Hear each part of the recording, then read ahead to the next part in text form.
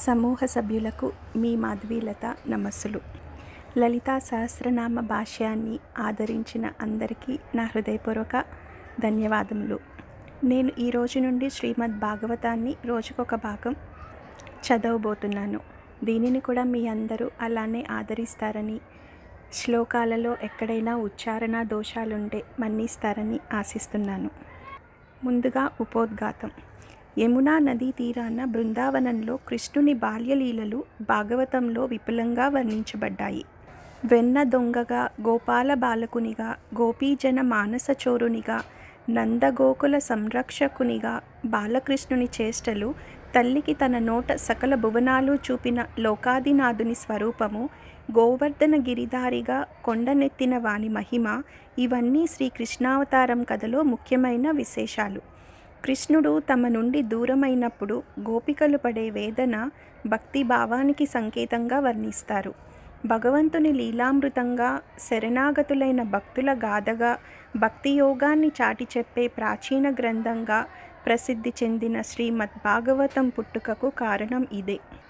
మహాభారతం రచించిన తర్వాత కూడా వేదవ్యాసుడు మనసులో ఏదో తెలియని వెలితి ఆవహించడంతో నారద మహర్షి సూచన మేరకు భగవంతుని లీలలను వర్ణించే పురాణానికి శ్రీకారం చుట్టాడు.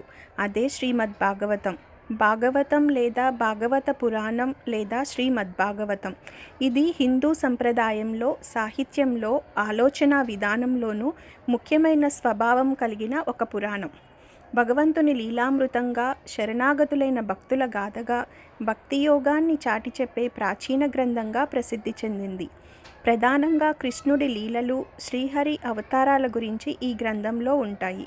ఋషుల కోరిక సూతుడు తాను సుఖమహర్షి ద్వారా విన్న భాగవత కథను వారికి చెప్పగా దానిని వేదవ్యాసుడు గ్రంథస్థం చేశాడు. భాగవతంలో అధ్యాయాలను స్కందాలు అంటారు. వీటిలో భగవంతుని అవతారాల వర్ణన, భక్తుల గాథలు, తత్వబోధలు, పలు ఆరాధనా విధానాలు, ఆధ్యాత్మిక సంవాదాలను పొందుపరిచారు. ఇందులో 12 స్కందాల్లో భగవంతుని లీలలు సవివరంగా వర్ణింపబడ్డాయి.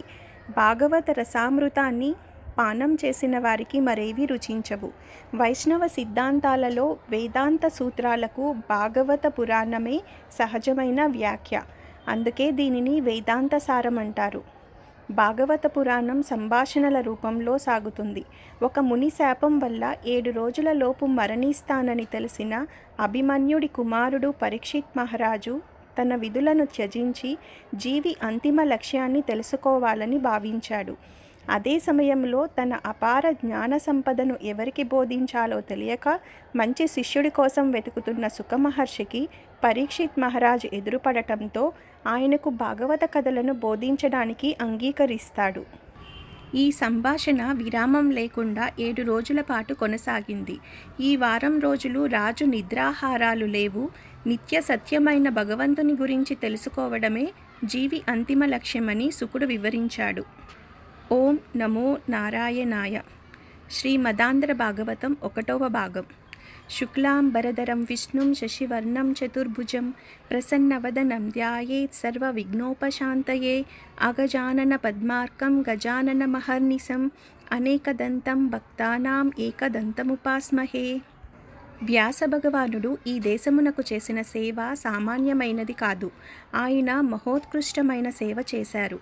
చేసి అంతటితో ఊరుకోలేదు.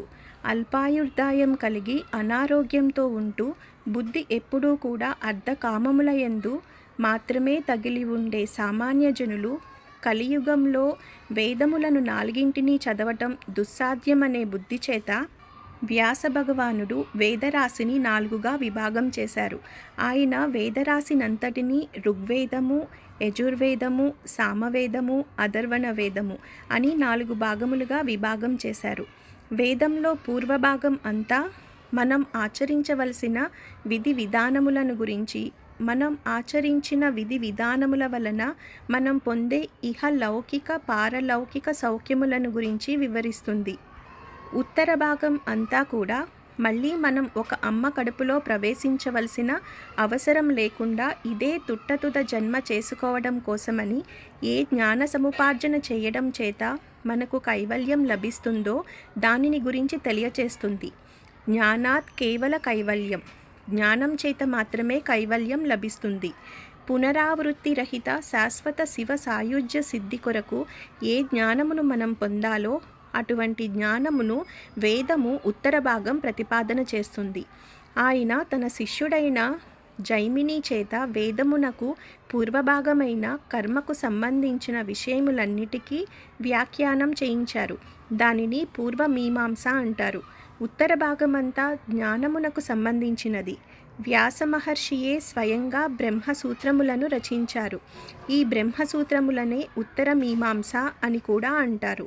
మరలా ఆయన 18 పురాణములను రచించారు. పురాణములను రచించడం అంటే తేలికైన పని కాదు.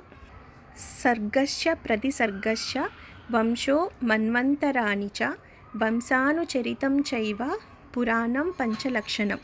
పురాణమునకు 5 లక్షణములు ఉండాలి. సర్గ ప్రతిసర్గ అని విభాగం ఉండాలి. గొప్ప గొప్ప వంశాములను గురించి ప్రస్తావన చెయ్యాలి. అనేక మన్వంతరములలో జరిగిన విశేషములను చెప్పాలి. అది భగవత్ సంబంధంగా దానిని ప్రతిపాదన చేయగలిగిన శక్తి ఉండాలి. అటువంటి వాడు తప్ప పురాణమును చెప్పలేడు. అటువంటి పురాణములను రచించిన మహానుభావుడు వేదవ్యాసుడు. మనకి జ్ఞాపకం ఉండటం కోసమని తేలిక సూత్రమునొకదానిని పెద్దలు ప్రతిపాదించారు. మా ద్వయం బా ద్వయం చైవ భ్రాత్రయం వా చతుష్టయం. ఆ నా పా లిం గా కు స్కా ని పురాణాన్ని పృథక్ పృథక్. మా ద్వయం మకారంతో 2 పురాణములు ప్రారంభం అవుతాయి. అందులో ఒకటి మార్కండేయ పురాణం, రెండవది మత్స్య పురాణం. భా ద్వయం బాతో 2 పురాణములు ప్రారంభమవుతాయి. అవి భాగవత పురాణం, భవిష్య పురాణం.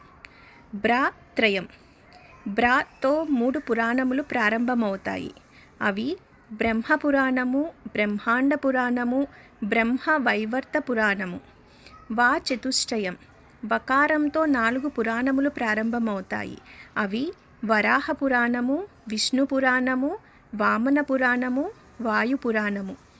అనాపలింగ కూస్కాని అన్నప్పుడు ఒక్కొక్క అక్షరమునకు ఒక్కొక్క పురాణం వస్తుంది.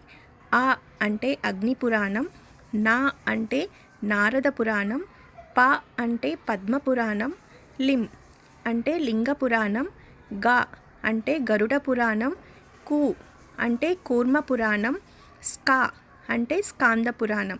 వ్యాస భగవానులు వేదములను విభాగం చేసినప్పుడు ఒక్కొక్క వేదమును ఒక్కొక్క శిష్యుడికి అప్పచెప్పారు. వ్యాసుడు చేసిన సేవ అంతా ఇంతా కాదు. ఓం నమో నారాయణాయ. మొదటి భాగం సమాప్తం.